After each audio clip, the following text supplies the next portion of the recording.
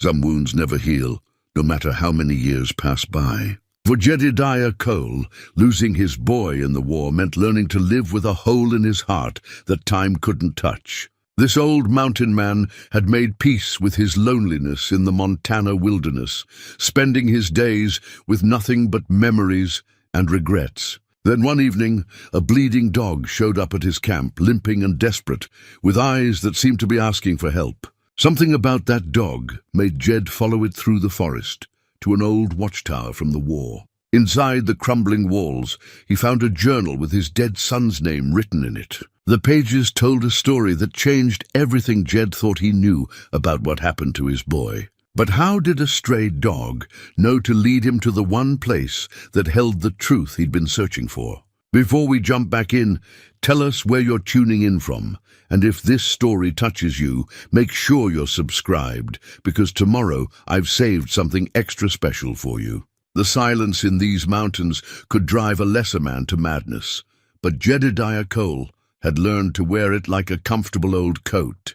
20 years he'd been living up here, perched on the side of Copper Ridge, like an eagle that had forgotten how to fly. His cabin sat tucked between two massive pines, weathered gray from decades of mountain storms, with a stone chimney that sent up thin ribbons of smoke most days of the year.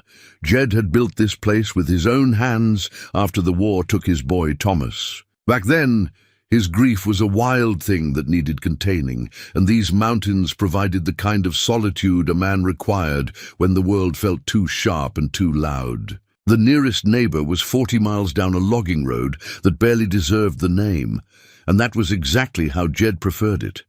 His daily routine had settled into a rhythm as predictable as the seasons. Up before dawn to tend the wood stove, coffee black as midnight, in a tin cup that had seen better decades. He'd check his snares, hunt when the meat was running low, and spend his afternoons maintaining the cabin or reading from the handful of books he'd carried up here when civilization finally wore out its welcome.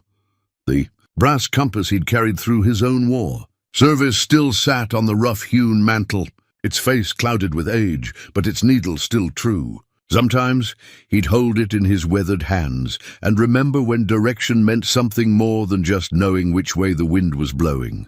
Back when he had a son to teach about reading the land, about finding your way home when the world tried to spin you around. Thomas had been 16 when Jed first brought him up to these mountains. The boy took to it like he was born for high country living, quick to learn which plants would keep you fed and which ones would put you in the ground. How to read weather in the way clouds gathered around the peaks. How to move through timber without disturbing so much as a twig.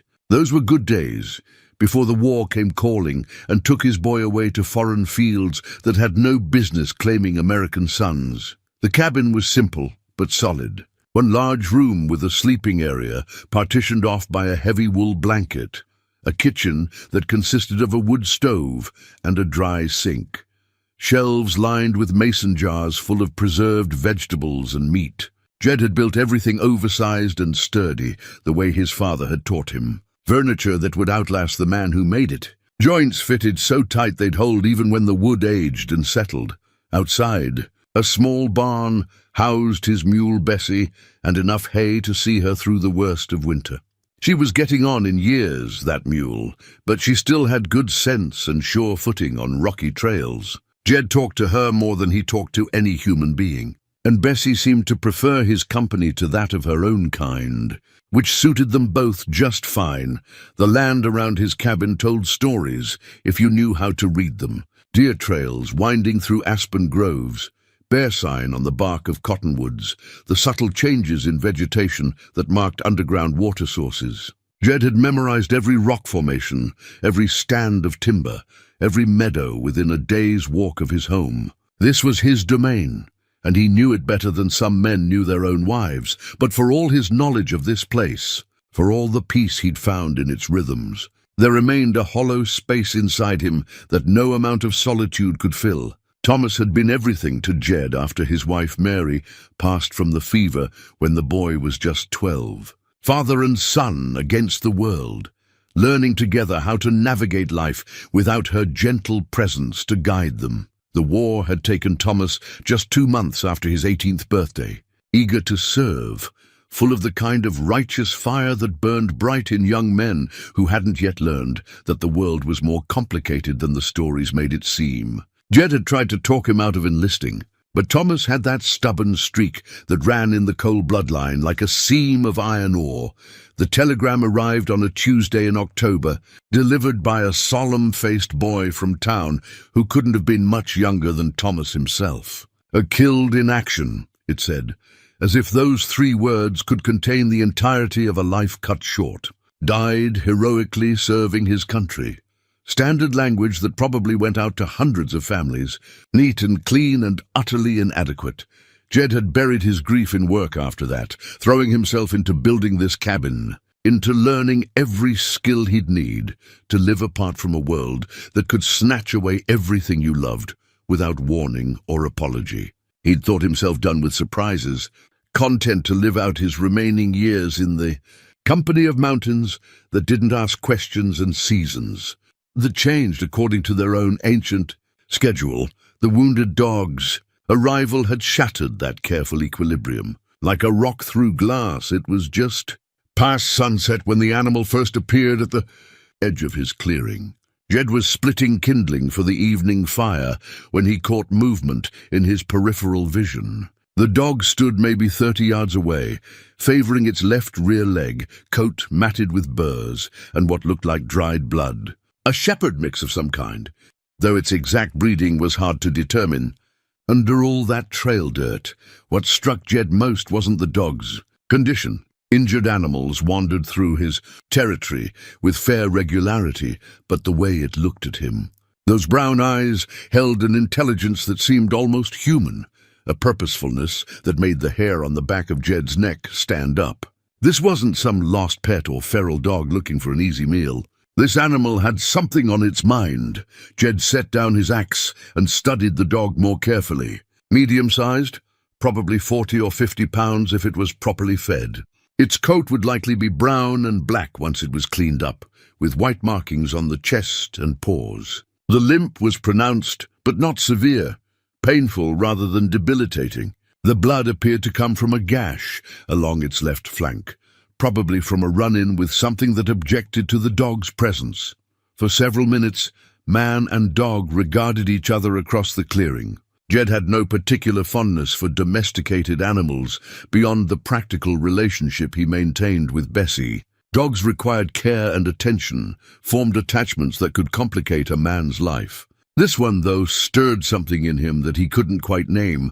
The dog took a tentative step forward, then another. It moved with the careful gait of an animal that had learned to manage pain without complaint. When it reached the midpoint of the clearing, it sat down and waited, as if asking permission to approach further, against every instinct that told him to send the animal on its way. Jed found himself walking toward his cabin door. He returned with a bowl of water and some leftover venison from his evening meal. The dog accepted both offerings with dignified gratitude, eating slowly despite what was clearly considerable hunger. As darkness settled over the mountains, Jed expected the dog to move on. Instead, it curled up near his porch steps, close enough to be under his protection, but far enough away to avoid crowding him. It was a tactful arrangement that spoke to an understanding of mountain etiquette that most humans never mastered. That night, Jed lay in his bunk listening to the familiar sounds of the high country, wind in the pines, the distant call of an owl, the crack of settling timber. But underneath it all was the quiet presence of something living that had chosen to stay near him. It had been years since anything had made that choice, and the feeling was both comforting and unsettling.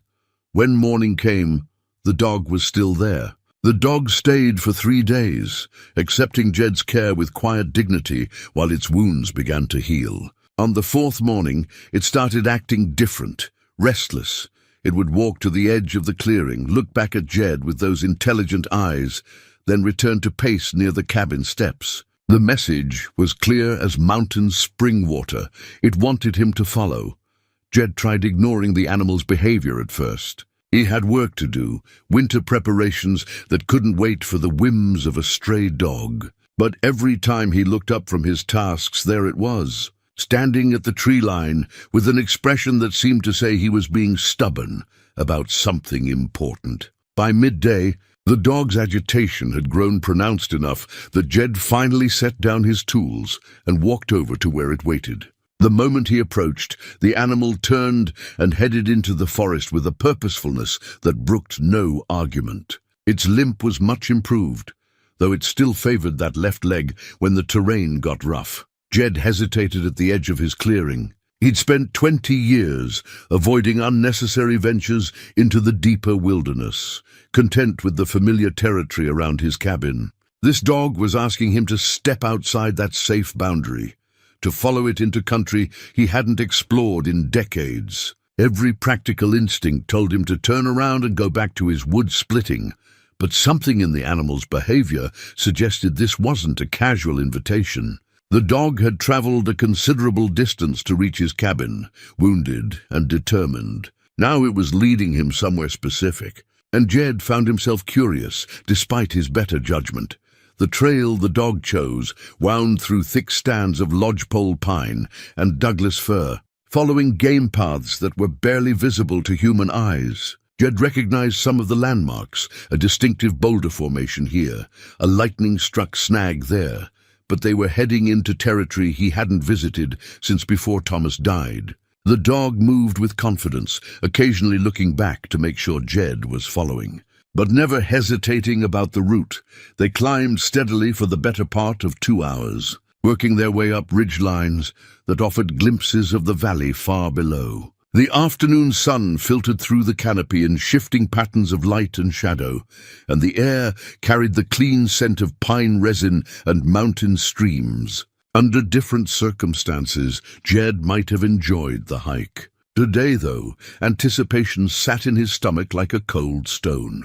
The dog led him along a narrow deer trail that skirted the edge of a steep ravine, then up a series of switchbacks that brought them to a plateau Jed vaguely remembered from his early explorations of the area. The landscape here was different from the lower elevations, more open, with scattered stands of aspen and areas where winter avalanches had cleared away the larger trees.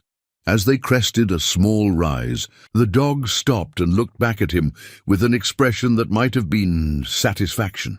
Following its gaze, Jed saw what they'd come to find.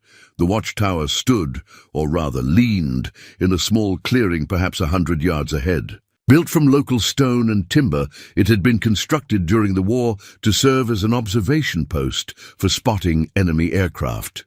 Most of these structures had been dismantled after the conflict ended, but this one sat so far from any road or settlement that the military had simply abandoned it to the elements.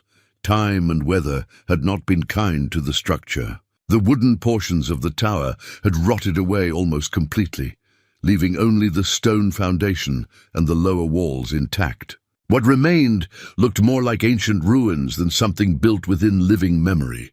Tall grass and young aspens had grown up around the base, giving the whole site an air of profound abandonment. Jed approached the ruins slowly, the dog padding beside him with obvious satisfaction. The structure was smaller than it had appeared from a distance, maybe 12 feet square at the base, with walls that had once risen 20 feet or more.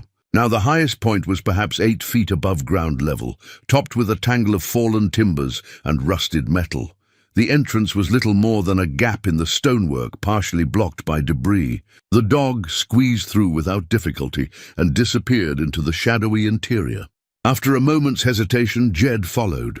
Inside, the ruins were a chaos of fallen beams, crumbling mortar, and years' worth of accumulated leaves and animal nests. Light filtered down through gaps in what remained of the roof, creating pools of illumination in the otherwise dim space. The dog was already at the far corner, pawing at something buried under a pile of rotted wood and debris. Jed worked his way across the unstable floor, testing each step carefully. The dog watched him approach, then stepped back as if to give him room to work. Whatever it had found was buried under several feet of accumulated debris, branches, stones, chunks of deteriorated timber. Jed began clearing the area methodically, his curiosity now fully engaged. What he uncovered made his breath catch in his throat. The journal was bound in cracked leather, its covers stained with moisture and age, but still intact. It had been wrapped in oiled cloth and placed inside what looked like a military ammunition box, protection that had kept it dry through decades of mountain weather. Jed lifted it out with hands that trembled slightly, brushing away years of accumulated dust and debris. On the cover, embossed in faded gold letters, were the words, "Property of Thomas Cole, 47th Infantry Regiment."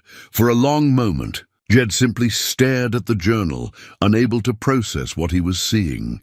Thomas's name, his boy's handwriting, his son, who had supposedly died in some foreign field thousands of miles from these mountains, had somehow been here in this forgotten watchtower, long enough to hide a journal. The dog sat nearby, watching him with those intelligent eyes, as if it understood the significance of what had just been revealed. Jed's hands shook as he opened the journal's cover, revealing pages of familiar handwriting, Thomas's careful script. The way he formed his letters, just like his mother had taught him. The first entry was dated 3 months after Thomas had supposedly been killed in action. Jed sank to his knees in the debris-strewn floor of the ruined watchtower, the journal clutched against his chest. 20 years of carefully constructed acceptance crumbled away in an instant. Thomas had been alive. He'd been here in these mountains, writing in this journal. Months after the telegram had arrived, declaring him dead, the dog moved closer and settled beside him, as if offering comfort for a grief that was suddenly raw and fresh again. Jed looked down at the animal with new understanding. This wasn't just some lost dog that had wandered into his clearing by chance. Somehow this animal was connected to Thomas. It had known where to find the journal, had led him here with the purposefulness of a creature fulfilling a long-delayed mission. Through the blur of tears he hadn't shed in decades, Jed began to read his son's words, written in his own hand, telling a story that would change everything he thought he knew about what had happened to his boy. The sun was setting by the time Jed finally closed the journal and looked up to find the dog still watching him patiently. Whatever answers Thomas's words held, whatever truth had been hidden in this forgotten place for 20 years, it was too much to process in the fading light of a single afternoon. But one thing was already clear: his son's story was far from over. And this dog, this unlikely messenger, had brought him the first chapter of a truth he was only beginning to understand. Sleep proved impossible that night. Jed sat in his one comfortable chair by the wood stove, the journal open on his lap, reading by the flickering light of a kerosene lamp. The dog had settled on a blanket near the fire, as if it belonged there, as if it had always been part of his mountain routine. Thomas's words jumped off the page with an immediacy that made Jed's chest tight. His boy's voice, captured in careful script, telling a story that grew more troubling with each entry. November 15th. We've been moving for 6 days now. Johnson says we're going to make a stand at Miller's Creek, but half the men are sick and the other half are ready to run. I keep thinking about those mountains back home, about how clean the air tastes up there. This place smells like death and mud. November 18th. Lost 3 more men today. Reynolds stepped on something that blew his leg clean off. McKenna just sat down by the side of the road and wouldn't get up. Captain Sterling had him shot for desertion. I'm starting to understand why some men choose to walk away. November 22nd. Found out what happened to the Morrison unit. They sent them to take a hill that wasn't worth taking, and now they're all feeding the crows. 87 boys from Nebraska and Kansas, dead for a piece of ground we abandoned 2 days later. This whole war is madness dressed up in patriotic speeches. Jed had to stop reading several times, the lamplight blurring as emotions he'd kept buried for 2 decades fought their way to the surface. This wasn't the noble sacrifice the telegram had described. This was his boy, barely 18 years old, watching friends die for no good reason in a conflict that seemed to have lost any sense of purpose. The dog lifted its head occasionally, as if sensing Jed's distress, but made no move to interrupt. It seemed to understand that this was necessary work, this painful reunion with words from beyond the grave. December 3rd. Patterson showed me a photograph today.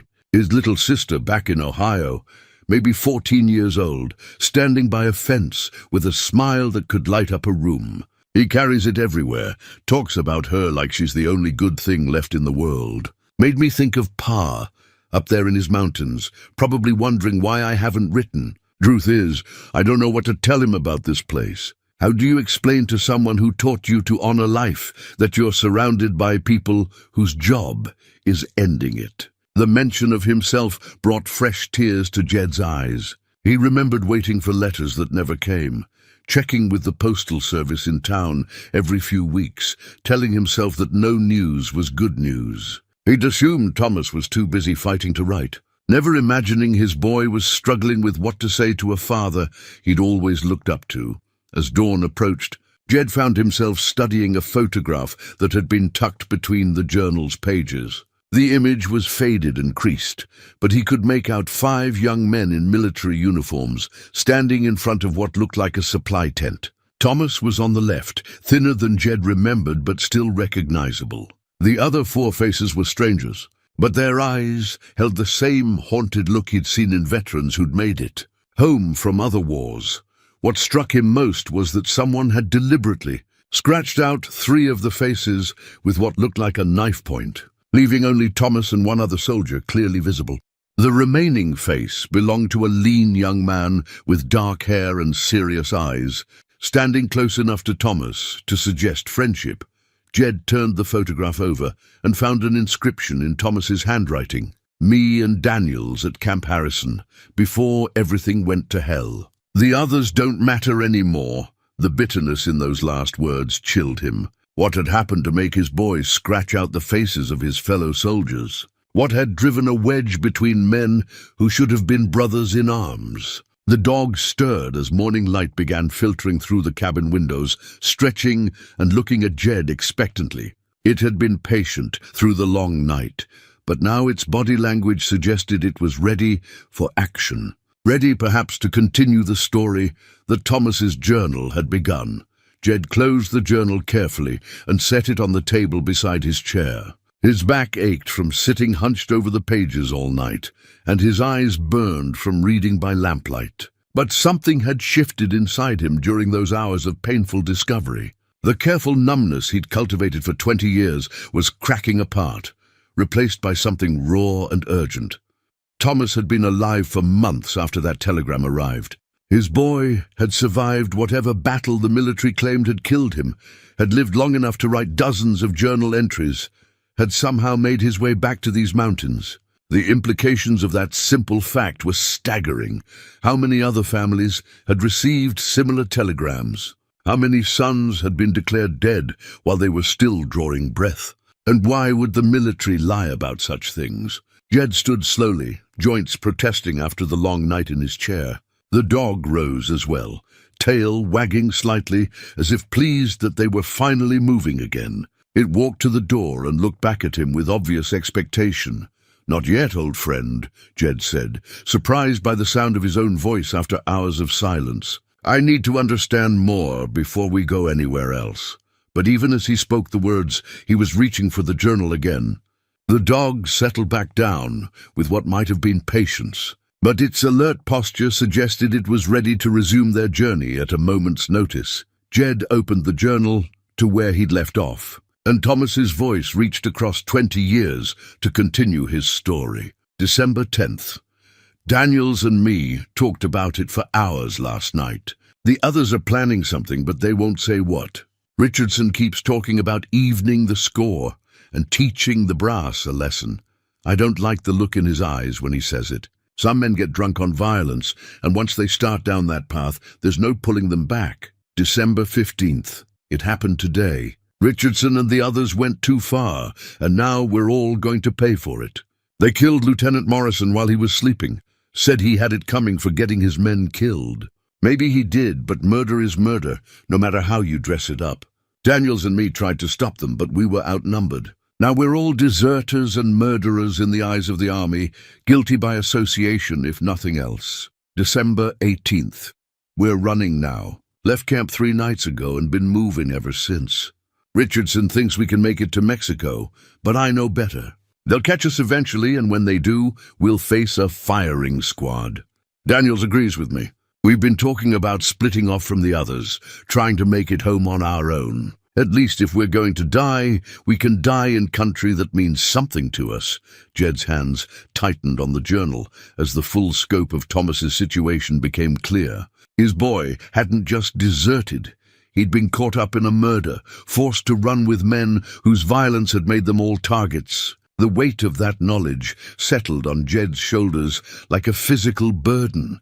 The dog watched him read, brown eyes patient but alert. Somehow, this animal knew the rest of the story, and when Jed was ready to hear it, it would lead him to the next chapter. 3 days passed before Jed worked up the courage to continue reading. The journal sat on his kitchen table like an unexploded shell, filled with truths he wasn't sure he was ready to face. The dog remained patient but watchful, occasionally walking to the door and looking back at him with those knowing eyes. When Jed finally opened the journal again, he found something that made his breath catch, a crude map drawn in the margins of one page, sketched in pencil with careful attention to detail. The landmarks were unmistakable: Copper Ridge, Devil's Canyon, the distinctive rock formation locals called the Sleeping Giant. This was his country, the mountains he'd called home for 20 years. Someone had marked specific locations with small X's, and notes were scribbled beside them in Thomas's handwriting: water source, good shelter, hidden from road. But what drew Jed's attention was a larger X, near what looked like Devil's Ridge, with a notation that made his stomach clench. Final camp, D buried here. D had to be Daniels, the friend from the photograph. Thomas had made it home to these mountains, but he hadn't made the journey alone. January 3rd. We've been in the high country for 2 weeks now. Daniels is holding up better than I expected, but the cold is getting to both of us. Found an old cave system near Devil's Ridge that should keep us hidden through the worst of winter. The army won't follow us up here, not in this weather. Maybe we'll have time to figure out what comes next.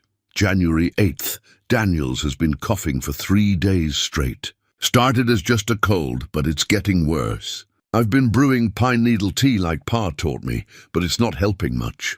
We need real medicine, but that would mean going down to town, and that's too dangerous. They're probably watching every settlement within 100 miles. January 15th. Made contact with someone today. An old trapper named Mackenzie, who has a cabin about 5 miles south of here. He doesn't ask questions, which suits us fine. Traded him Daniels' watch for some canned goods and a bottle of whiskey. The whiskey's not for drinking, it's the only antiseptic we can get. Jed knew Mackenzie by reputation.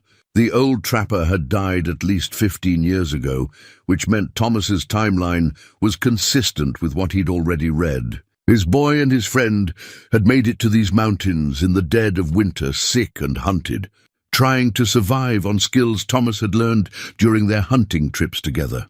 The thought of his son hiding in caves, slowly starving, while Jed sat in his comfortable cabin just a few ridges away, was almost unbearable. If only Thomas had come home. If only he'd trusted his father enough to ask for help. January 22nd, Daniels died this morning. The cough turned into something worse, and there wasn't anything I could do for him. He went peaceful, at least. His last words were about his sister back in Ohio, how he hoped she'd understand why he couldn't come home. I buried him on the ridge above our camp, under a pile of stones that should keep the scavengers away. Now I'm alone up here, and I'm not sure how much longer I can hold out. January 28th, found a dog today. Half-starved shepherd mix that wandered into camp like it was looking for something. Reminded me of that hound Pa and me found when I was 12, the one with the hurt paw that stayed with us all summer. This one's got kind eyes and doesn't seem afraid of humans. I've been sharing my food with him, and he's been good company. Funny how much difference it makes, having something alive to talk to. Jed looked over at the dog by his fire, recognition dawning like sunrise. The animal was older now, grayed around the muzzle and moving more carefully than it would have 20 years ago, but the eyes were the same. This was Thomas's dog, the companion who'd shared his final months in these mountains. The pieces were starting to fit together. The dog had lived with Thomas, had probably been with him when he died. For 20 years, it had been guarding whatever remained of his boy's story, waiting for the right moment to lead someone to the truth. Waiting for Jed. You've been carrying this burden a long time, haven't you, old friend? Jed said softly. The dog's ears perked up at the sound of his voice, and its tail gave a tentative wag. February 10th.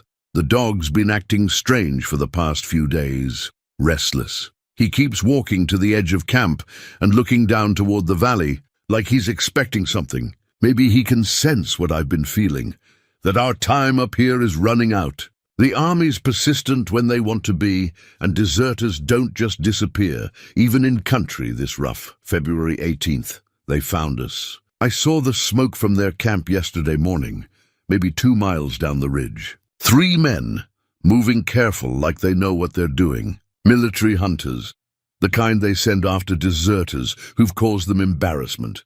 They'll be here by tomorrow, maybe the day after. I've got decisions to make.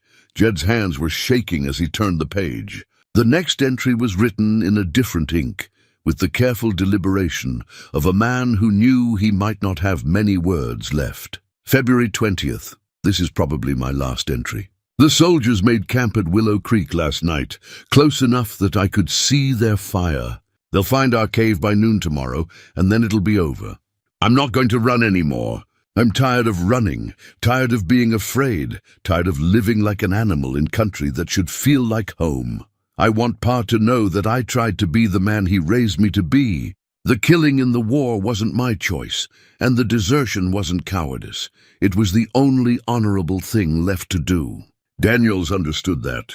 The dog understands it too in his way. Animals know things about right and wrong that humans forget sometimes. If anyone ever finds this journal, tell my father that I died thinking about those summer mornings we spent fishing Granite Creek before the world got complicated. Tell him I never stopped loving these mountains or him. Tell him that some fights are worth losing if you lose them for the right reasons. The dog's gonna survive this. He's smart and careful, and he knows this country now. Maybe someday he'll find his way to Pa's cabin. Maybe he'll help Pa understand what really happened up here. Dogs are good at showing people things they need to see. The next page was blank. Jed stared at it for a long time, then closed the journal carefully. His boy's voice had gone silent again, but the story wasn't finished. The dog sat watching him, patient as stone, waiting for him to understand what came next. Outside, storm clouds were gathering around the peaks, and the wind was picking up. Weather was coming, the kind of late-season blow that could trap a man for days. But Jed was already reaching for his pack, already planning the supplies he'd need for a journey into the high country. The dog stood and walked to the door, tail wagging with quiet satisfaction. After 20 years of waiting, it was finally time to finish what Thomas had started. The journey to Devil's Ridge took the better part of 2 days, even with the dog leading the way, along paths that seemed to exist only in its memory. Jed had packed light but thorough, enough food for a week, his sleeping roll, basic medical supplies, and the tools a man needed for digging in rocky ground. The weight of uncertainty pressed heavier on his shoulders than his pack. They climbed through country that grew wilder with each mile, leaving behind the familiar territory around Jed's cabin for landscapes he'd avoided since Thomas's supposed death. The dog moved with purpose despite its age, following game trails so faint they were nearly invisible, leading them around obstacles and toward destinations only it could see. On the morning of the second day, they crested a ridge that offered a clear view of Devil's Canyon spread out below them. The formation earned its name honestly. Jagged rock walls dropped away into shadows so deep they seemed to swallow light itself. Ancient rock slides had carved the landscape into a maze of boulders and hidden passages. The kind of country where a man could disappear completely if he knew what he was doing.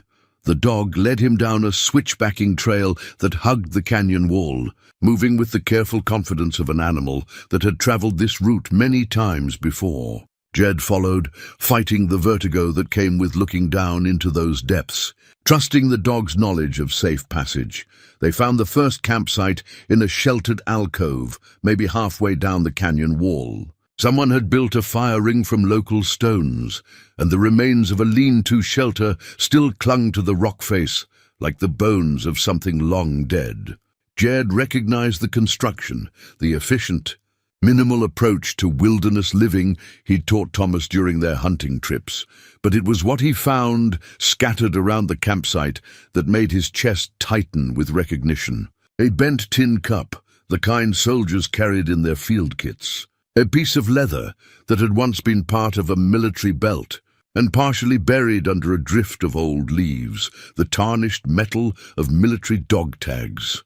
Jed brushed the dirt away from the tags with trembling fingers. The metal was corroded but still readable. Daniels, Robert J., 47th Infantry Regiment. Below that, barely visible, was a serial number and blood type. This was Thomas's friend, the serious-faced young man from the photograph. The dog watched him examine the tags, then moved to a spot near the back of the alcove and began scratching at the ground. Jed followed and knelt beside the animal, using his knife to probe the earth where the dog indicated. A few inches down, his blade struck something that wasn't stone. Working carefully, Jed uncovered what appeared to be a deliberate cache. Military supplies wrapped in oiled canvas and buried in a natural depression in the rock. Inside the bundle were items that told the story of desperate men trying to survive in hostile country. Ammunition for rifles they no longer carried, field rations that had probably been stolen from army supplies. A small medical kit with most of its contents used up. At the bottom of the cache, wrapped separately in what had once been a piece of uniform fabric, was a letter. The paper was brown with age and moisture. But Thomas's handwriting was still legible across the top. For Robert's sister in Ohio, if anyone finds this, Jed unfolded the letter carefully, aware that he was intruding on a private grief 20 years in the making. Thomas's words were measured and formal, the kind of letter a young man writes when he knows it might be the last thing he ever says about a friend. Dear Miss Daniels, your brother Robert died on January 28th in the mountains of Montana. He was not a deserter or a coward, no matter what the army might tell you. He was a good man who made hard choices when the world offered him nothing but bad ones. He talked about you every day we were together up here. He wanted you to know that he never stopped loving you, and that everything he did was to protect something decent in a world that had forgotten what decency looked like. Robert died of sickness, not violence. He went peaceful, and I buried him proper on the ridge above our camp. If you ever want to visit his grave, look for the stone cairn on Devil's Ridge in the Bitterroot Mountains of Montana. It's a beautiful spot, the kind of place where a soul can rest easy. I'm sorry I can't deliver this letter in person. By the time anyone reads it, I'll probably be gone too. But I wanted someone to know the truth about what happened to us up here. We weren't heroes, but we weren't villains either. We were just boys who got caught up in something bigger than we could handle, and we did the best we could with what we had. Your brother was brave, Miss Daniels. Remember him that way. Thomas Cole, 47th Infantry Regiment. Jed folded the letter with the same care Thomas had used to preserve it, then slipped it into his jacket pocket. Somewhere in Ohio, if she was still alive, Robert Daniels had a sister who'd never received word of how her brother really died. She'd probably spent 20 years wondering, maybe hoping he'd someday walk through her door with an explanation for his long absence. The dog had moved to the edge of the alcove and was looking up the canyon wall with obvious expectation. There was more to see, more pieces of the story waiting to be uncovered. Jed repacked the cache carefully, leaving everything as close to its original state as possible, then shouldered his pack and prepared to follow his guide to the next revelation. As they climbed higher into the canyon, Jed found himself thinking about the weight of secrets. For 20 years, this place had held the truth about what happened to Thomas and his friend. While families below grieved for sons they'd never really understood. The army had written its official version of events, neat and clean and utterly false. Meanwhile, the real story waited in hidden caches and forgotten campsites, preserved by time and the faithful memory of an old dog. The trail grew steeper as they climbed, winding between massive boulders that had fallen from the canyon rim sometime in the distant past. The dog's pace never faltered, though Jed could see the effort the climb was costing the aging animal. They were both getting too old for this kind of adventure. But some journeys couldn't be postponed any longer. Near the top of the canyon wall, the dog led him to another sheltered spot, this one larger and more carefully concealed than the first. Someone had spent considerable time here, weeks, maybe months. The remains of a more substantial shelter were still visible, built into a natural cave that extended back into the rock face. This was where Thomas had written the final entries in his journal. This was where he'd waited for the soldiers to find him, with only an old dog for company and the Montana sky overhead. Standing in that place, Jed could almost feel his son's presence, could almost hear the echo of a young man's voice speaking final words to mountains that had always listened without judgment. The cave extended much deeper into the mountainside than Jed had expected. What looked like a simple shelter from outside opened into a network of connected chambers carved by water over countless centuries. The dog led him past the obvious front chamber, where casual visitors might shelter from weather, back into passages that required a man to duck his head and watch his footing on uneven stone. In the third chamber, someone had created something that bordered on permanent residence. Military blankets were still stretched between rock projections to create partitioned sleeping areas. Empty cans were stacked neatly in one corner, and the remains of a cooking area showed signs of regular use over an extended period. This wasn't just a hiding place. It was where desperate men had tried to build something like a life while the world hunted them. The dog moved with familiar confidence through the space, leading Jed to a natural alcove near the back of the chamber. Someone had used this area for storage, stacking supplies and personal items in a way that suggested they planned to return. Military packs hung from rock projections, and wooden crates bore the stenciled markings of Army quartermaster units. Jed examined the crates more closely and realized what he was looking at. These weren't just personal supplies. They represented enough food, ammunition, and equipment to sustain several men for months. Either Thomas and Daniels had been remarkably successful thieves, or they'd had help from someone with access to military stockpiles. The answer lay in papers tucked into one of the military packs, orders and requisition forms, all bearing the signature of someone called Sergeant McKenna, Quartermaster Corps. Jed recognized the name from Thomas's journal. McKenna was one of the soldiers who'd been part of the original group. One of the faces scratched out of the photograph.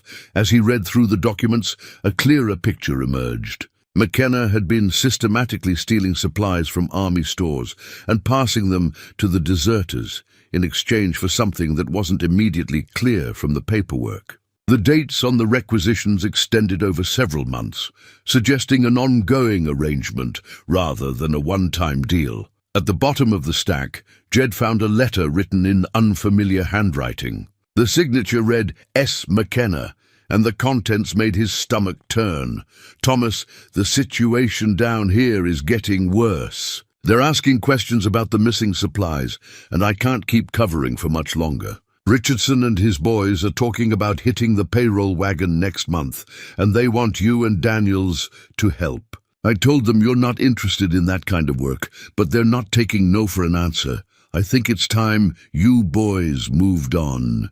Head deeper into the mountains, find somewhere they can't follow. I'll keep sending supplies as long as I can, but you need to be ready to disappear completely if things go sideways. Watch your backs. Richardson's been drinking too much and saying things that make me nervous. He blames you and Daniels for the lieutenant getting killed.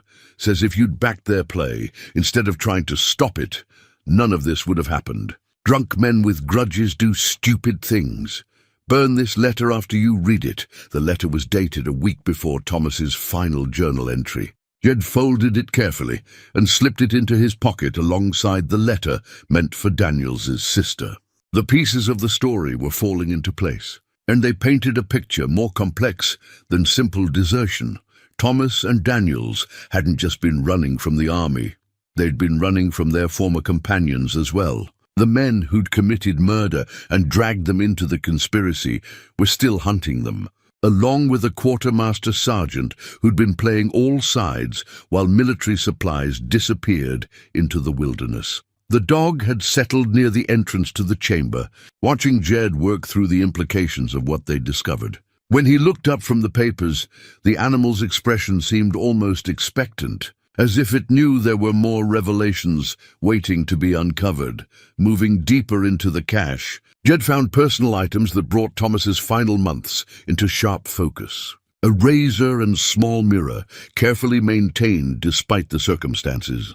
Sewing supplies used to repair clothes and equipment. A deck of playing cards so worn they were barely recognizable. Evidence of long winter nights when two young men had nothing to do but wait and worry. Most affecting were the small attempts at normalcy scattered throughout their supplies. Someone had carved chess pieces from pine wood, complete with a makeshift board scratched into a flat stone. A harmonica sat wrapped in cloth, its metal surface polished smooth by handling.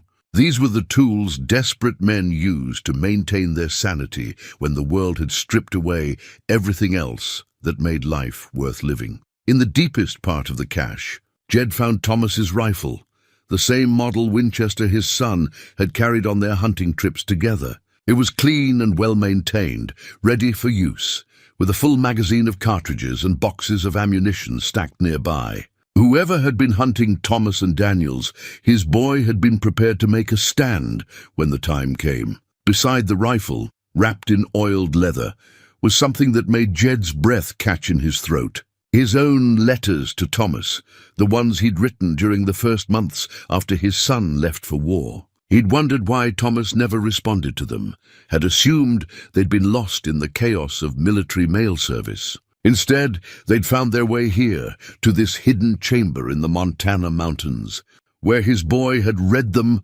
during the longest nights of his life. The letters were worn from handling, creased and recreased, as if Thomas had read them countless times. In the margins of one, written in his son's familiar handwriting, were words that brought tears to Jed's eyes. "Wish I could tell him the truth. Wish I could come home." The dog rose and moved to Jed's side, as if sensing his emotional state. It pressed against his leg with gentle insistence, offering the kind of comfort one living creature gives another in moments of profound grief. For several minutes, man and dog sat together in the shadows of the cave, connected by their shared loss and their mutual devotion to Thomas's memory. When Jed finally composed himself enough to continue, he found one last item hidden in the very back of the cache, a small wooden box, carved with the same care Thomas had always brought to his woodworking projects. Inside, wrapped in silk that had probably come from his mother's sewing basket, was a photograph of Jed and Thomas together on Granite Creek, taken during their last fishing trip before the war changed everything. On the back of the photograph, in Thomas's careful script, were the words, "For Pa, when someone finally tells him what really happened up here. I never stopped being proud to be your son."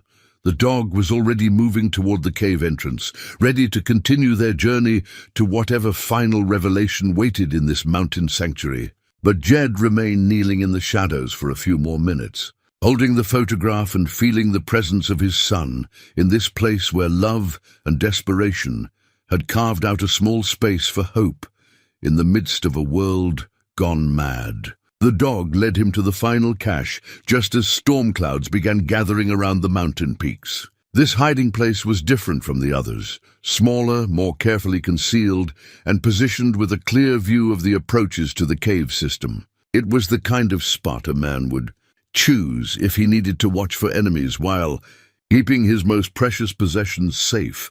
What Jed found that would haunt him for the rest of his days. The cache contained official military documents, but these weren't stolen supplies or forged papers. These were orders, reports, and correspondence bearing the seal of the United States Army and signed by officers whose ranks made Jed's blood run cold. Colonels, generals, men with the authority to rewrite history according to their convenience. The first document was a field report dated 3 days after Thomas's final journal entry, written by someone called Captain Morrison. Military Police Division. Its contents were precise and bureaucratic, the kind of language administrators used when they wanted to distance themselves from ugly realities. Subject: apprehension and disposition of deserters from 47th Infantry Regiment on February 23rd. This unit successfully located and apprehended 5 deserters who had been operating in the Bitterroot Mountain region for approximately 3 months. Subjects were found in possession of stolen military property valued at over $2,000, including weapons, ammunition, and quartermaster supplies. Due to the remote location and severe weather conditions, immediate transport to military tribunal was not feasible. Under the authority granted by General Order 67, field justice was administered according to military law governing desertion during wartime. All 5 subjects were executed by firing squad on February 24th at 800 hours. Bodies were interred in unmarked graves at the site of apprehension to prevent the location from becoming a shrine for other potential deserters. Families of the deceased will be notified that their relatives died heroically in action against enemy forces. This classification serves both to maintain morale on the home front and to discourage other soldiers from following their example. Signed, Captain J. Morrison. Military Police Division. Jed read the document 3 times before its full meaning sank in. Thomas hadn't died in battle against foreign enemies. He'd been executed by his own army, along with Daniels and 3 other young men, for the crime of refusing to continue fighting in a war that had already claimed too many lives. The heroic death described in the telegram Jed had received 20 years ago was a complete fabrication, designed to hide the fact that the military had murdered his son and covered up the execution with lies. But that wasn't the worst of it. The next document in the cache was a letter from someone much higher up the chain of command, someone with enough authority to orchestrate cover-ups on a massive scale. The letterhead read, Office of the Secretary of War, and the signature belonged to a name Jed recognized from newspaper articles about political figures in Washington. Captain Morrison. Your report regarding the disposition of the 5 deserters has been reviewed and approved. The decision to classify their deaths as combat casualties was correct and serves the greater good of maintaining military discipline and civilian morale. However, there are concerns about potential complications arising from this incident. The families of these men may ask questions, particularly if they attempt to recover the bodies for proper burial. Under no circumstances should the actual location of the graves be revealed. Furthermore, there are indications that at least one of the deserters may have documented their activities during the period they were absent from duty. Any such documentation should be considered classified material and destroyed if discovered. You are hereby ordered to return to the site of execution and conduct a thorough search for any written materials the subjects may have hidden. This search should extend to any caves, shelters, or caches they may have established during their time in the wilderness. The integrity of this operation depends on absolute secrecy. No written records of your return mission should be maintained, and all personnel involved should be reminded of their oath of military secrecy. Signed, name redacted. Secretary of War Jed's hands were shaking as he read the final documents in the cache. They were Thomas's own words, but not from his journal. These were loose pages, written in a different hand than the careful script Jed had grown accustomed to reading. The writing was hurried, desperate, the work of a man who knew his time was running out. February 23rd, they found us this morning, 3 soldiers and an officer, moving up the canyon with the kind of systematic approach that means they know exactly where they're going. Someone told them about our camp, probably McKenna trying to save his own skin. Daniels and me talked about running, but there's nowhere left to go. The weather's turned bad, and we're both too weak from the winter to make it much farther. Besides, I'm tired of running. If this is how it ends, at least it'll be in country that feels like home. They gave us until morning to surrender. Said they'd take us back for a proper trial, but I can see the truth in their eyes. They didn't come all this way up here to take prisoners. They came to clean up a mess, and we're the mess. I'm writing this in case someone finds it someday. Maybe Pa, if he ever comes looking. I want him to know that I wasn't a coward and I wasn't a criminal. I was just a boy who couldn't keep killing people for reasons nobody could explain to my satisfaction. The dog's been acting strange all day. Keeps trying to get me to follow him somewhere, like he knows what's coming and wants to help me hide. Smart animal. Smarter than the humans in this situation. If someone's reading this, it means the army lied about what happened to us. We didn't die in battle. We died because we chose our conscience over our orders, and the military couldn't let that kind of thinking spread. Tell my father I love him. Tell him I tried to be the man he raised me to be. The final page was written in a different hand. Daniel's, Jed realized, recognizing the style from notes he'd found in the cave cache. February 24th. They're coming up the trail now. 5 of them, armed and moving with purpose. Thomas is sitting by the fire, calm as mountain stone. He says, we're going to meet this standing up like men. Says his father taught him that some things are worth dying for. I'm scared, but not of dying. I'm scared that nobody will ever know we tried to do the right thing. That history will remember us as cowards and criminals instead of soldiers who couldn't stomach murdering innocent people anymore. The dog ran off an hour ago. Maybe he'll survive this. Maybe someday he'll find someone who can understand what really happened up here. If there's a God, I hope he's kinder to us than the United States Army has been. Jed closed his eyes and pressed the papers against his chest, feeling the weight of 20 years of lies and the terrible price his son had paid for choosing conscience over convenience. The military hadn't just killed Thomas. They'd stolen his honor, turned his moral courage into a shameful secret that families weren't allowed to grieve properly. The dog was watching him from the entrance to the cache, brown eyes patient but alert. It had been guarding these documents for 2 decades, waiting for someone with the authority to hear Thomas's true story, waiting for a father who deserved to know how his son really died. Thunder rolled across the mountains as the first drops of rain began to fall. Storm weather was coming, the kind that could trap a man for days if he wasn't careful about where he took shelter. But Jed wasn't ready to seek cover yet. There was one more revelation waiting, one final piece of the story that would complete his understanding of what had happened in these mountains 20 years ago. The dog rose and looked toward a stand of aspen trees growing near the edge of the plateau. Somewhere beyond those trees, Thomas Cole and Robert Daniels had faced their final morning, had stood up to meet their executioners with whatever dignity young men could muster when the world had abandoned them. Jed folded the execution documents carefully and placed them inside his jacket, next to the letters and photographs he'd already collected.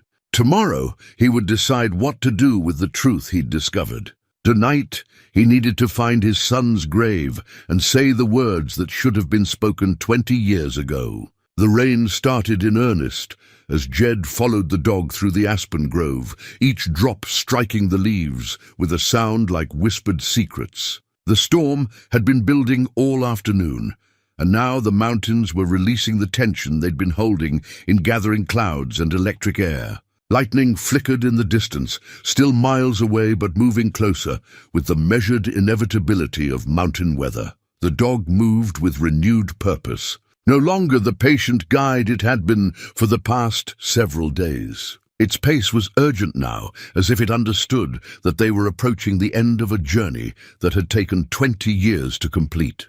Jed struggled to keep up, his legs heavy with exhaustion and his heart heavier still with the weight of what he'd learned in the hidden cache. They climbed steadily through terrain that grew more rugged with each step. The aspen gave way to scattered pines, then to bare rock and hardy mountain grasses that bent before the increasing wind. This was country that rarely saw human visitors, too high and remote for casual hikers, too harsh for anyone who didn't have compelling reasons to be there. The dog led him to a ridge that offered a commanding view of the entire canyon system they'd been exploring. From this vantage point, Jed could see why Thomas and Daniels had chosen this area for their final stand. Any approach would be visible for miles, giving them time to prepare for whatever came next. It was the kind of tactical thinking he'd tried to teach Thomas during their hunting trips. Lessons in reading terrain and choosing positions that he'd hoped his son would never need to use.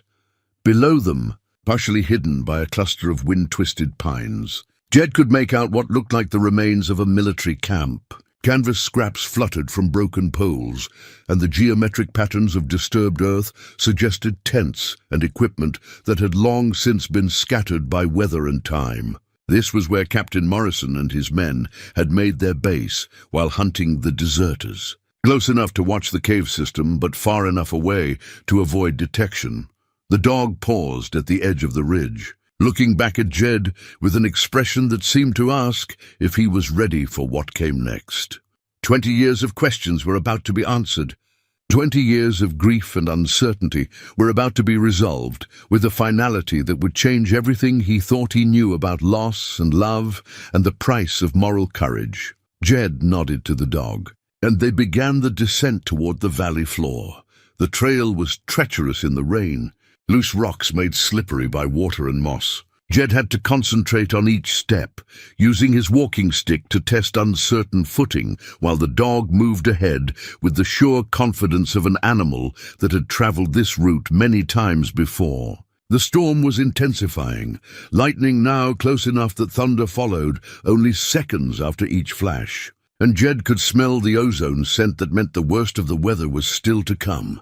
Halfway down the slope, the dog stopped at what appeared to be a natural shelter formed by an overhanging rock ledge. Someone had improved the space with carefully placed stones, creating a windbreak that would offer protection from the worst of mountain storms. Inside the shelter, arranged with military precision, were the remains of what had clearly been a final campsite. 2 sleeping areas were still visible, marked by flattened earth and the remnants of bedrolls that had been arranged side by side. A cold fire ring sat between them, filled with ashes that had somehow survived 20 years of weather. Personal items were scattered around the space with the careful organization of men who knew they might need to move quickly, but wanted their final camp to feel like something approaching. Home, Jed found Thomas's harmonica resting on a flat stone near one of the sleeping areas, polished clean and positioned where his son could have reached it easily during those final nights. Beside it was a small leather-bound book that Jed recognized, Psalms, the same edition Mary had given Thomas for his confirmation. The pages were warped with moisture but still readable, and several passages were marked with careful underlines. In the other sleeping area, Jed discovered items that must have belonged to Daniels. A photograph of a young woman who was probably his sister in Ohio. A carved wooden cross and a letter that had been read so many times, the creases had nearly separated the paper into fragments. The letter was from home, full of news about harvest and family gatherings and all the ordinary joys that make life worth living. These weren't the possessions of cowards or criminals. These were the treasured belongings of young men who had held onto their humanity even as the world tried to strip it away from them. Men who had read scripture and looked at photographs of loved ones and played music to comfort themselves during the darkest nights of their lives. The dog had moved to the far edge of the shelter and was pawing at something buried under a pile of carefully arranged stones. Jed followed and knelt beside the animal, beginning to clear away the rocks with hands that trembled from more than just the cold rain. What he uncovered made his breath catch in his throat. It was Thomas's final letter, sealed in a waterproof pouch and weighted down with stones to keep it safe from scavengers and weather. The outside of the pouch bore an inscription in his son's careful handwriting, "For my father, Jedediah Cole, Copper Ridge, Montana. To be delivered only if I don't survive to tell him myself."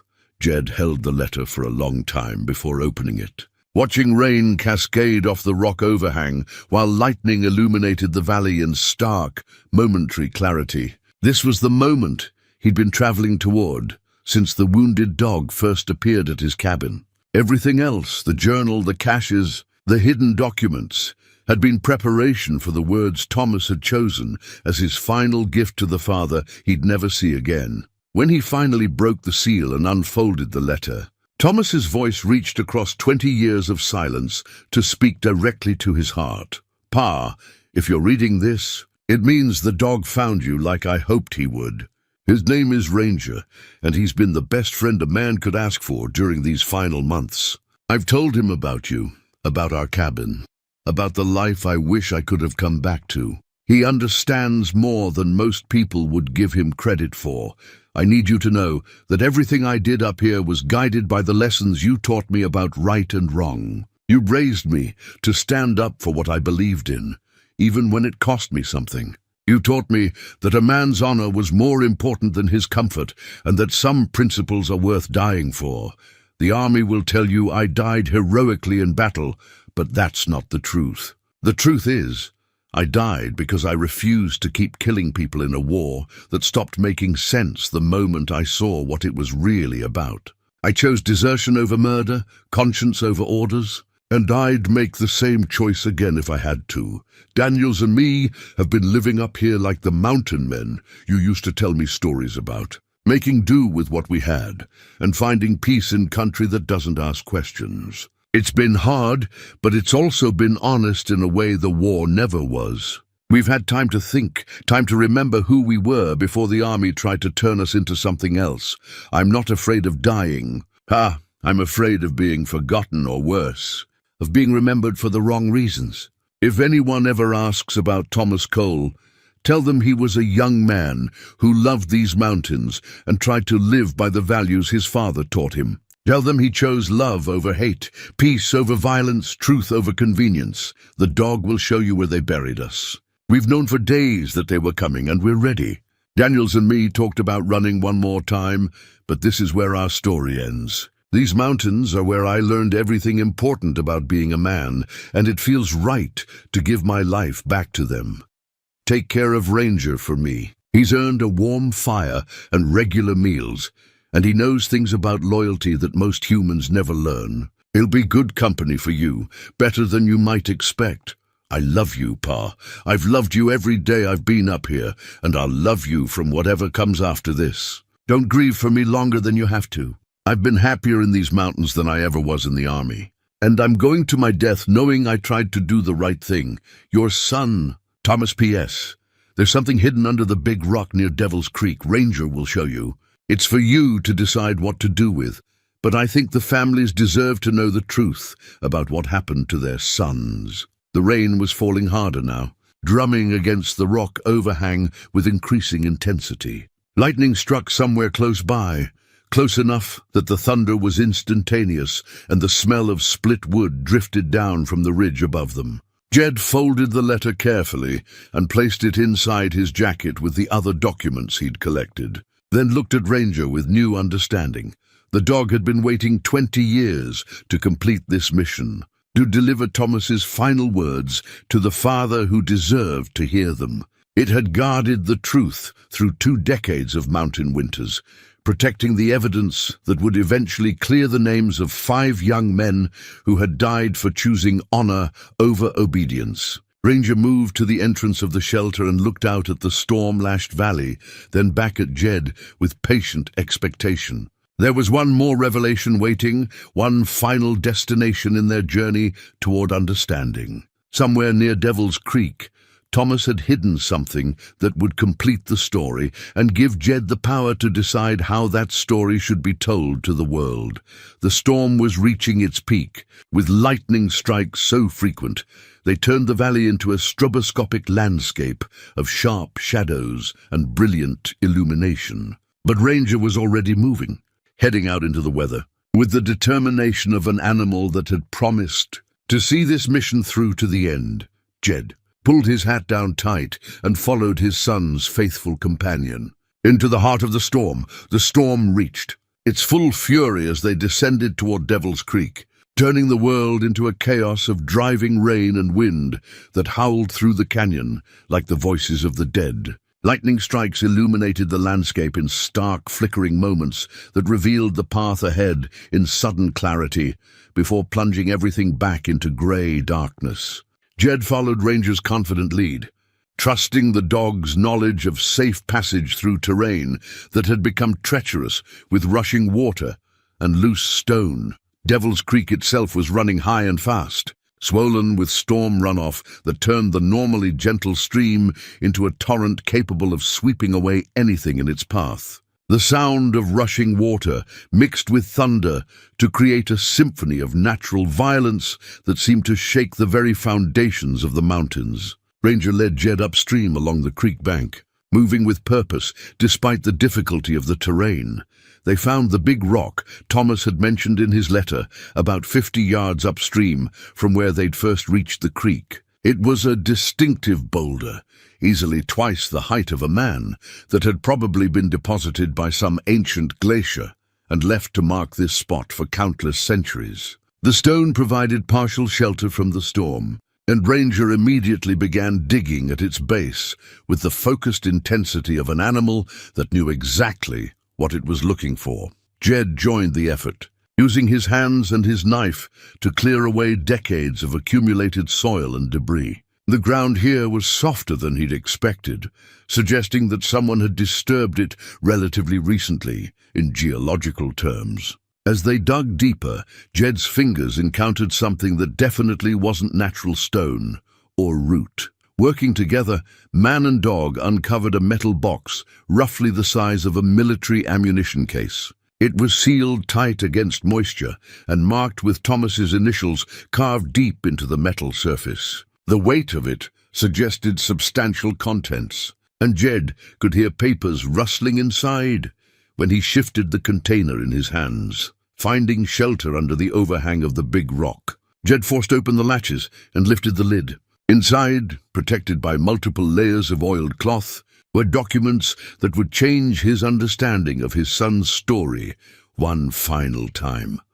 The first item was a complete roster of Thomas's original military unit, with detailed notes written in his son's handwriting beside each name. Most of the entries were brief: killed at Brennan's Ridge, wounded, sent home, transferred to headquarters company, but several names were marked with longer annotations that told darker stories. Richardson, Marcus, ringleader in Linton Morrison killing. Violent drunk, tried to force me and Daniels to participate in robbery of civilian farms. When we refused, he threatened to turn us in as cowards unless we helped him kill more officers. McKenna Samuel, quartermaster who supplied us while we were hiding. Not helping out of kindness, was being blackmailed by Richardson over stolen supplies. Scared man in impossible situation, Henderson Carl went crazy after watching children get killed in village raid, started carrying enemy ears as trophies. Richardson encouraged this behavior. These weren't just notes about fellow soldiers. They were testimonies about war crimes, evidence of atrocities that Thomas had witnessed and refused to participate in. The picture that emerged was of a unit that had fallen apart morally, led by men who had lost any connection to the principles they were supposed to be fighting for. But it was the second group of documents that truly staggered Jed.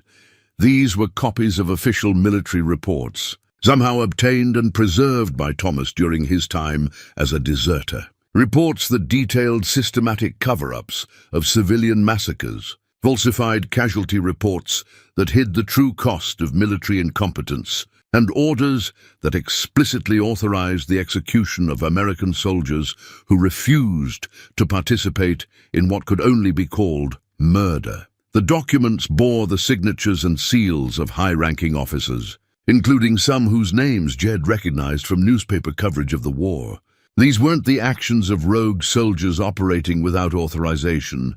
This was policy, decided at the highest levels of military command and implemented by men who knew their orders violated every principle of military honor. At the bottom of the box, wrapped separately in silk that had probably come from his mother's sewing basket, was Thomas's most precious possession, a simple stone cairn made from 5 carefully selected rocks, each one representing one of the executed deserters. Thomas had built this memorial during his final days, creating a monument to honor the memory of men who had died for choosing conscience over orders. Jed lifted the cairn out of the box with trembling hands, feeling the weight of each stone and understanding the love that had gone into its construction. This wasn't just a memorial. It was Thomas's way of ensuring that his companions would be remembered properly, regardless of what lies the military chose to tell about their deaths. Ranger watched as Jed examined each component of Thomas's final legacy. The dog's brown eyes reflecting an understanding that went beyond animal intelligence. For 20 years, this faithful companion had guarded not just the location of Thomas's grave, but the evidence that would vindicate the choice Thomas and his friends had made when they walked away from a war that had forgotten the difference between honor and murder. The storm was beginning to subside, lightning moving off toward distant peaks and rain settling into the steady rhythm that meant the worst had passed. But Jed remained kneeling beside Devil's Creek, holding his son's stone memorial and feeling the full weight of 20 years of grief finally beginning to transform into something that might eventually become peace. The graves were exactly where Thomas had said they would be, on a small rise overlooking Devil's Creek where the morning sun would touch them first each day. 5 simple mounds of carefully arranged stones, weathered by 20 years of mountain seasons, but still clearly marking the final resting place of young men who had died for principles their own country refused to acknowledge. Ranger led Jed to the grave on the far left, slightly separated from the others, and sat down beside it with the patient dignity of a faithful guardian completing a long vigil. This was Thomas's grave, and the dog's demeanor left no doubt that this was the destination they'd been traveling toward.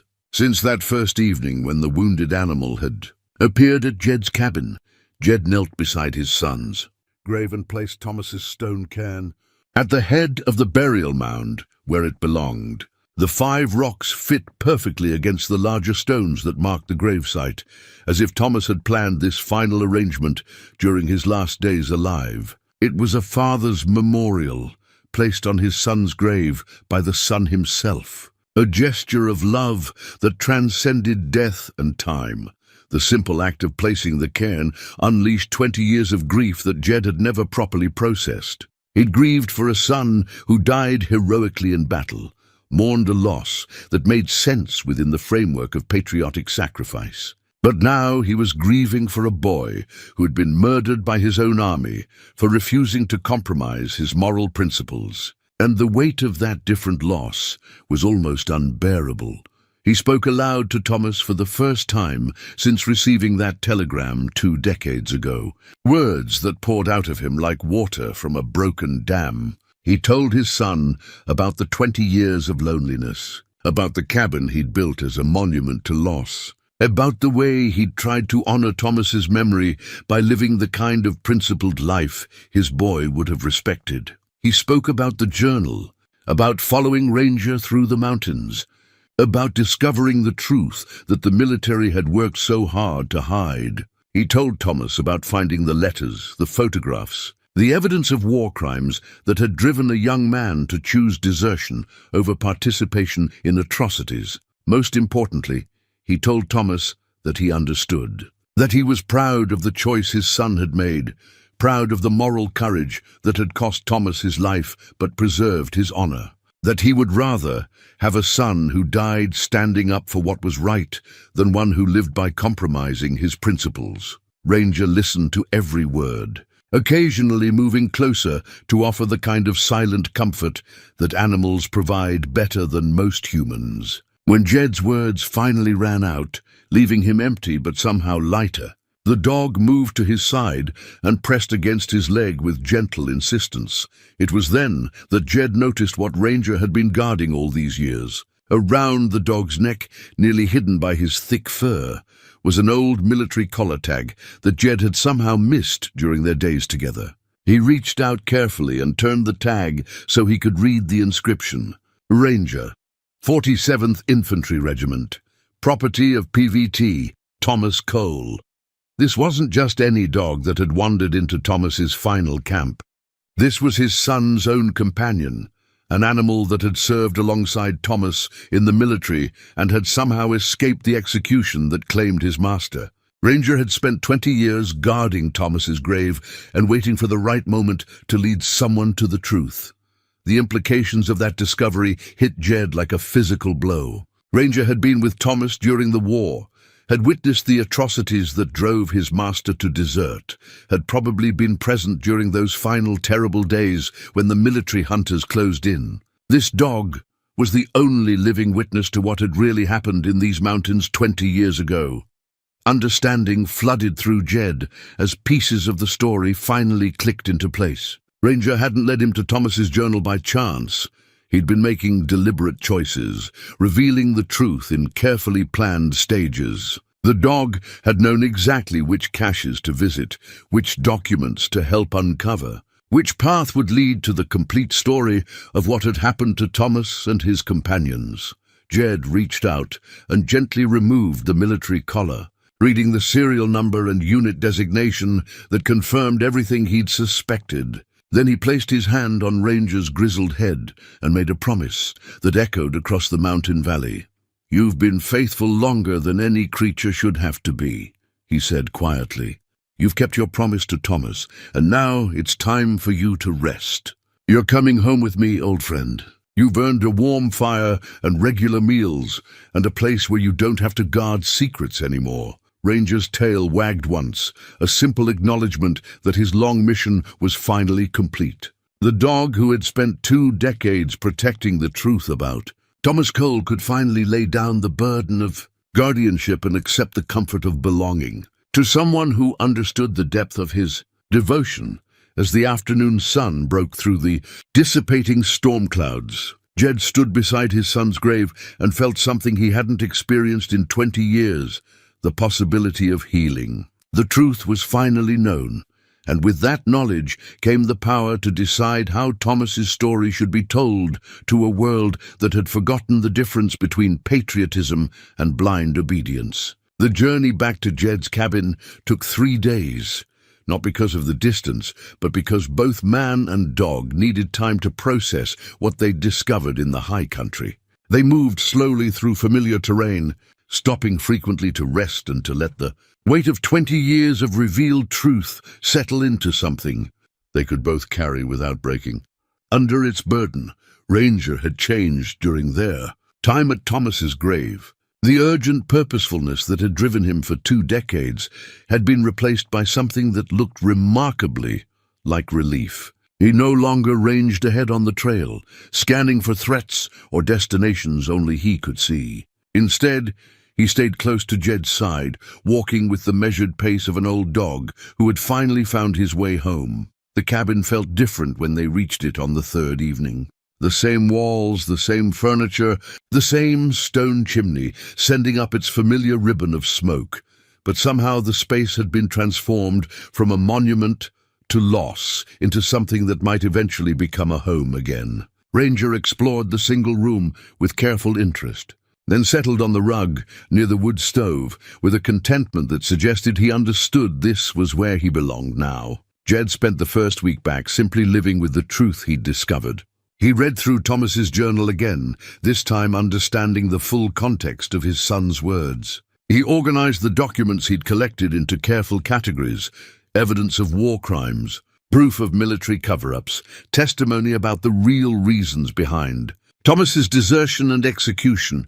The most difficult decision was what to do with Robert. Daniels's final letter to his sister in Ohio.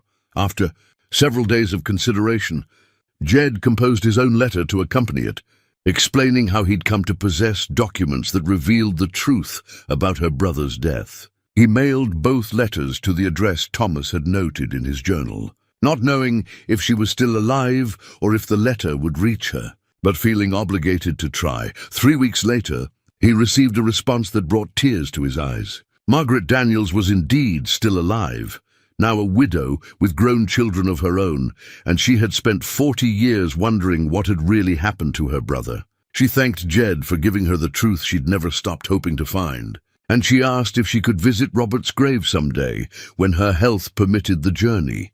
That correspondence led to others. Using information from Thomas's detailed roster of his military unit, Jed began reaching out to other families who had received similar telegrams about sons who died heroically in battle. Most of his letters went unanswered, but a few responses trickled back from people who had always suspected there was more to their loved one's story than the military had been willing to share. Slowly, carefully, Jed began to document not just Thomas's story, but the broader pattern of cover-ups and lies that had hidden the truth about what happened to young men who refused to compromise their principles in an increasingly senseless war. He started a new journal, this one meant for the living rather than the dead, recording names and dates and details that might someday help other families understand what had really happened to their sons. Ranger proved to be excellent company during these long writing sessions. The old dog seemed to understand the importance of the work Jed was doing, lying quietly nearby while pages filled with careful documentation of truths that had been buried for too long. Sometimes Jed would read passages aloud, and Ranger would lift his head as if listening, as if he too needed to hear Thomas's story told properly at last. Winter came early that year, bringing heavy snows that isolated the cabin for weeks at a time. But the solitude felt different now. Not the desperate loneliness of a man hiding from life, but the productive quiet of someone engaged in meaningful work. Jed found himself looking forward to each day's writing, to the gradual construction of a narrative that honored not just Thomas, but all the young men who had died for choosing conscience over convenience. Spring brought visitors. Margaret Daniels made the journey from Ohio, accompanied by her grown son, to visit her brother's grave and to see the mountains where he'd spent his final months.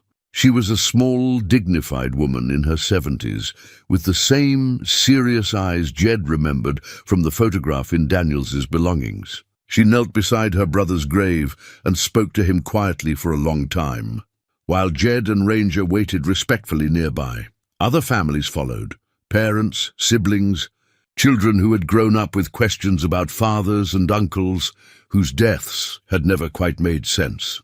Jed welcomed them all, sharing what he knew about their loved ones' final months and helping them understand the moral courage that had led to such tragic endings. The small meadow near Devil's Creek became an unofficial memorial site, tended by people who finally understood what their family members had died defending. Someone placed a wooden cross there, carved with the names of all 5 executed deserters. Others left flowers, letters, small tokens of remembrance that transformed the lonely graves into a place of honor rather than shame.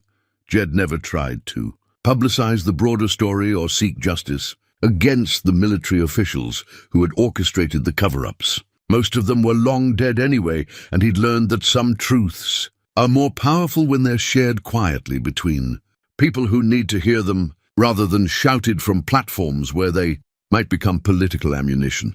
But he did continue writing, documenting not just the facts of what had happened, but the deeper questions about duty and conscience that his son's story raised. He wrote about the courage required to walk away from authority when authority demanded the abandonment of human decency. He wrote about the kind of patriotism that honored country by refusing to let it commit atrocities in the name of national interest. On quiet evenings, with Ranger sleeping by the fire and mountain wind whispering through the pines outside, Jed would read aloud from Thomas's original journal. The words no longer brought the sharp pain of fresh grief, but something closer to the bittersweet satisfaction of finally understanding a story that had taken 20 years to tell. Completely, some wounds never heal, but they can be transformed into something that honors rather than torments the living. Thomas Cole had died defending principles that transcended nationality and military authority, and his father had finally learned to be proud of that choice rather than simply grieved by its consequences. In the mountains of Montana, where silence and solitude allow important truths to surface slowly, an old man and an older dog had found their way home at last.